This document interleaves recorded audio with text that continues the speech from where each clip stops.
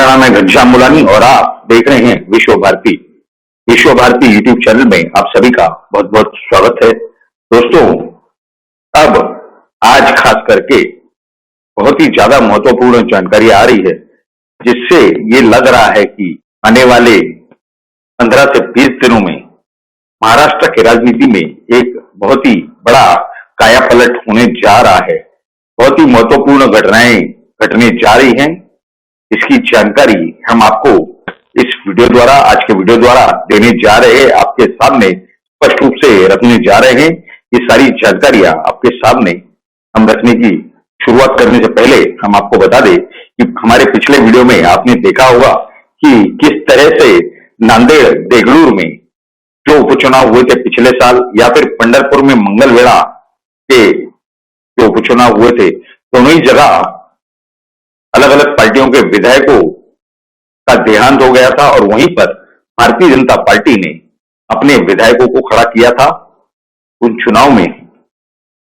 और अब जबकि मुंबई जैसे शहर में, अंधेरी पूर्व जैसे इलाके में शिवसेना के जो विधायक रमेश दटके जी का आकस्मिक निधन हो गया, उस समय सबको महाराष्ट्र की परंपरा, महाराष्ट्र का कल्चर, महाराष्ट्र की संस्कृति, ये सब याद आ रहा है कि पिछले साल भारतीय जनता पार्टी को क्यों नहीं याद आया। इस विषय में हमने जानकारियां अपने पिछले वीडियो में दी है, लेकिन इससे अलग चल के कुछ और महत्वपूर्ण जानकारियां आ रही है जो हम आपके सामने इस वीडियो द्वारा रखने जा रहे हैं। देखिए, रमेश लटके की जो पत्नी है श्रीमती ऋतुजा लटके, इनको शिवसेना ने टिकट दिया है। ये इस उपचुनाव में, अंधेरी पूर्व के उपचुनाव में खड़े हैं, जिसका मतदान आने वाले 3 नवंबर 2022 को होने जा रहा है।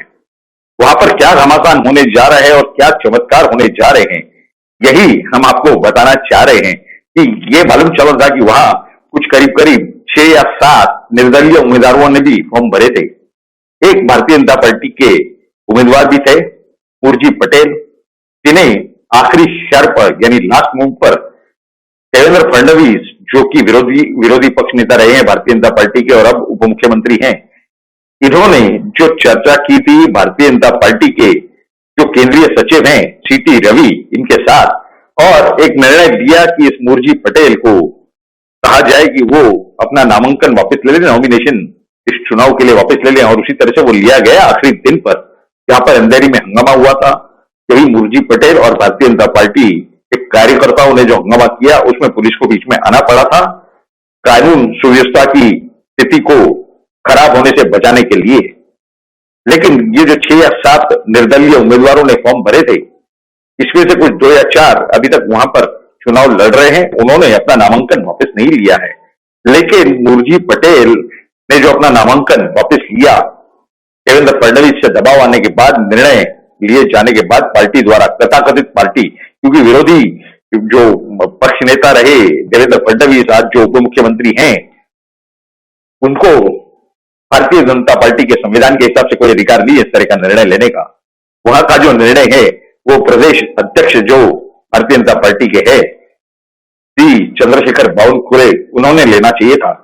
इस तरह की कोई प्रक्रिया होती नहीं। खैर, अब जो घटनाएं होने जा रही हैं उसके विषय में जो खास जानकारी ये आ रही है कि ये नामांकन वापस लेने के बाद, यानी भारतीय जनता पार्टी के जो उम्मीदवार थे मुर्जी पटेल,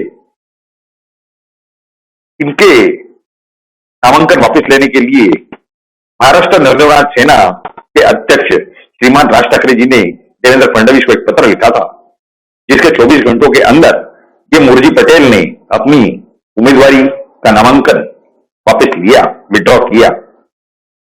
अब ये मालूम चल रहा है कि श्री एकनाथ शिंदे, जो महाराष्ट्र के मुख्यमंत्री हैं, भारतीय जनता पार्टी के नेता हैं और महाराष्ट्र नवनिर्माण सेना के नेता हैं, ये अपने आपस में मिल चुके हैं और आने वाले समय में जो बृहन्मुंबई महानगर पालिका के चुनाव होने जा रहे हैं आने वाले 2023 के फरवरी या मार्च में, उसमें ये तीनों एक साथ चुनाव लड़ेंगे।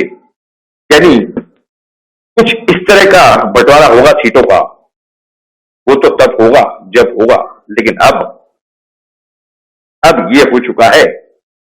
ये जो सूत्रों से जानकारी प्राप्त हो रही है कि अब कुछ इस तरह का निर्णय हो चुका है, क्योंकि मुर्जी पटेल के नामांकन वापस लेने के बाद लगभग अगले 4 से 6 दिनों तक जिस तरह से शिवसेना के प्रमुख श्री उद्धव ठाकरे हों, उनके अलग अलग प्रवक्ता हों, उनकी वो पूर्व महापौर हो मुंबई की, या फिर उनके दक्षिण मुंबई के सांसद हो, इन्होंने जिस तरह के उल्टे सुलटे अनाप शनाप बयान दिए प्रधानमंत्री नरेंद्र मोदी जी के खिलाफ, या फिर भारत के गृह मंत्री श्री अमित शाह जी के खिलाफ, ये लोगों में कुछ बात लोगों के गले से, जनता के गले से उतर नहीं पाई। और अगर आप अभी देखेंगे कि जिस तरह से डॉलर की वैल्यू बढ़ रही है अंतरराष्ट्रीय बाजार में, वो किस तरह से ट्रिगर किया गया है, वो तो हम आपको एक वीडियो में अपने बताएंगे आगे चल के कि इसके पीछे क्या षड्यंत्र है अंतरराष्ट्रीय स्तर का। लेकिन इस विषय पर भी श्रीमान उद्धव ठाकरे जी का अभी तक कोई वक्तव्य नहीं आया है, क्योंकि काफी सारे अलग अलग पार्टियों के नेताओं ने दिया है। क्यों नहीं आया? क्योंकि उद्धव ठाकरे जी के खिलाफ खुद एक बॉम्बे हाईकोर्ट में याचिका दायर है कि उन्होंने 100 या 125 करोड़ रुपयों की जो अपनी संपत्ति डिक्लेयर की है, उसका सोर्स उन्होंने डिक्लेयर नहीं किया, इनकम का, आय का स्रोत बताया नहीं। इस वजह से भी उनकी छवि को तो नुकसान पहुंचा ही है। लेकिन ये तीनों पार्टियां एक साथ मिल करके शिवसेना की जो उम्मीदवार हैं, उसके विरोध में ये जो अपक्ष यानी निर्दलीय नेता हैं, इन्हें इस चुनाव के लगभग 48 घंटे पहले चुपचाप से समर्थन दे करके शिवसेना के उम्मीदवार को गिराने का पूरा प्रयत्न होने जा रहा है। जिसके बाद ये कहा जाने की संभावना है स्पष्ट रूप से कि एकनाथ शिंदे से तो शिवसेना यानी उद्धव ठाकरे की शिवसेना जरूर चुनाव हारती, भारतीय जनता पार्टी से तो हारती ही। महाराष्ट्र नवनिर्माण सेना के साथ मराठी मानुष खड़ा है, इस वजह से उनसे भी, उनके खिलाफ भी उद्धव ठाकरे की शिवसेना चुनाव हारती। लेकिन अब एक अपक्ष व्यक्ति ने यानी राहत चलते व्यक्ति ने शिवसेना के उम्मीदवार को हरा दिया। इस तरह की कुछ विश्वसनीय सूत्रों से जानकारियां प्राप्त हो रही है। इस चुनाव के जो मतदान यानी जो वोटों की गिनती है, ये आने वाले 6 नवंबर 2022 को होने जा रही है। और जिसके बाद ये बताया जा रहा है कि केंद्र में जो चुनाव आयोग है, जिनके सामने उद्धव ठाकरे की शिवसेना का जो दावा है, उनकी जो चुनाव चिन्ह है धनुष्य बाण यानी बो एंड एरो, तीर कमान, इस पर भी निर्णय बहुत जल्द ही आ जाएगा। उन्होंने जो कुछ शपथ पत्र यानी एफिडेविट भेजे थे चुनाव आयोग के सामने, उसमें से कुछ 2.5 या 3 लाख शपथ पत्र यानी एफिडेविट ये रिजेक्ट कर दिए गए हैं, क्योंकि वो प्रॉपर फॉर्मेट में नहीं थे। इस तरह की जानकारी आ रही है। खैर, ये सब सेकेंडरी गिनती में आते हैं। प्राइमरी एविडेंस या प्राइमरी जो दावे हैं, उसमें ये सब नहीं शुमार किया जाता, ये शायद उन्हें पता नहीं है। खैर, ये जो भी हो, आने वाले महीने में 18 या 19 तारीख के आसपास कहीं महाराष्ट्र विधानसभा का अधिवेशन शुरू होने जा रहा है। उसके पहले यानी इस उद्धव ठाकरे की शिवसेना को शांत करने का, जनता के सामने इनकी इस तरह की अवस्था करने का, शांत अवस्था यानी ये सिर्फ आरोप ही करते रहे। आज तक संजय राउत ने जो सेना भवन में, जो आपको याद होगा 2 बार पत्रकार परिषद ली थी, उसमें सिर्फ आरोप किए थे, किसी तरह के सबूत नहीं थे। तो क्या इस तरह से इनकी पूरी हवा निकाल देने का प्रयोजन भारतीय जनता पार्टी हो, एकनाथ शिंदे की शिवसेना हो, या फिर राज ठाकरे की महाराष्ट्र नवनिर्माण सेना हो, क्या इन लोगों ने प्रयोजन किया है? इस बारे में आपके क्या विचार है, ये तो आप जरूर नीचे कमेंट बॉक्स में लिख करके बताएं। लेकिन आपको साथ ही साथ एक और बात बता दें कि इस शिवसेना का जो उगम यानी राजनीति में जो उनका अपवर्ड ट्रेंड हुआ है, ये तो सिर्फ बृहन मुंबई महानगर पालिका के ऊपर सत्ता पाने के बाद से हुआ है। वरना तो ये सिर्फ मुंबई तक सीमित रहने वाली एक पार्टी थी।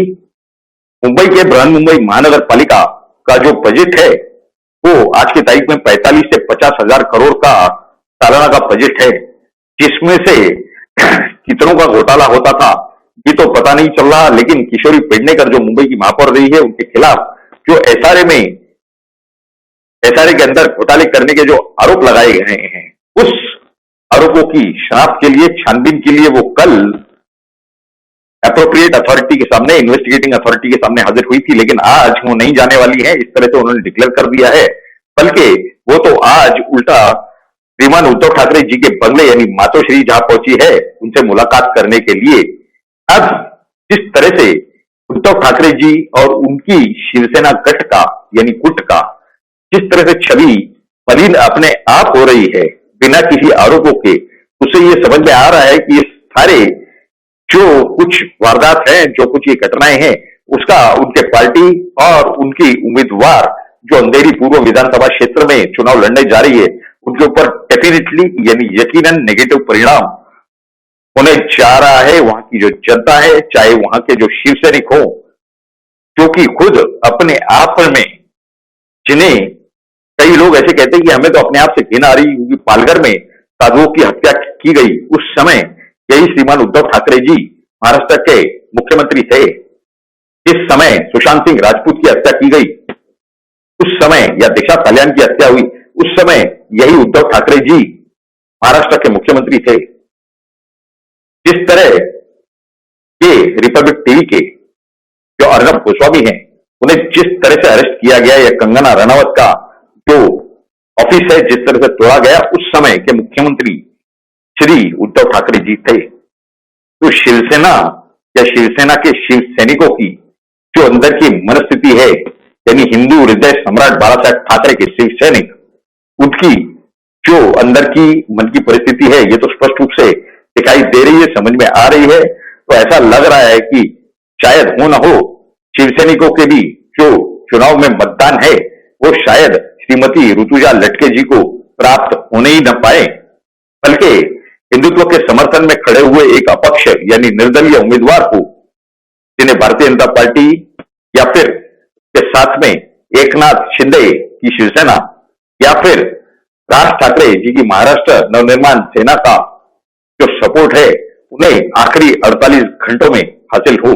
तो ये देखने की बात है, आने वाले कुछ ही दिनों में इस बारे में पूरा चित्र स्पष्ट रूप से साफ हो जाएगा और हम खुद अंधेरी में दौरा करके वहां की पूरी फर्स्ट हैंड जानकारियां लेकर के आपके सामने जरूर रखने का पूरा प्रयास और प्रयत्न करेंगे। ये खास जानकारी हमने आपके सामने रखने की कोशिश की, क्योंकि ये जानकारी हमारे भारत के लोगों तक, विश्व भारती के सभी सब्सक्राइबर्स तक, दर्शकों तक पहुंचाना बेहद जरूरी था। आप सभी को ये सारी जानकारी कैसी लगी, ये तो आप जरूर नीचे कमेंट बॉक्स में लिख करके बताएं। साथ ही साथ अगर आपको ये जानकारी अच्छी लगी हो तो जरूर इस वीडियो को लाइक करें और ज्यादा से ज्यादा शेयर करें, और साथ ही साथ अगर आपने अब तक ये आप ही के विश्व भारती चैनल को सब्सक्राइब नहीं किया है तो इसे जल्द से जल्द सब्सक्राइब करें। आप सभी लोगों ने इस वीडियो को पूरा अंत तक देखा, इसके लिए आप सभी का बहुत बहुत धन्यवाद। भारत माता की जय। जय हिंद।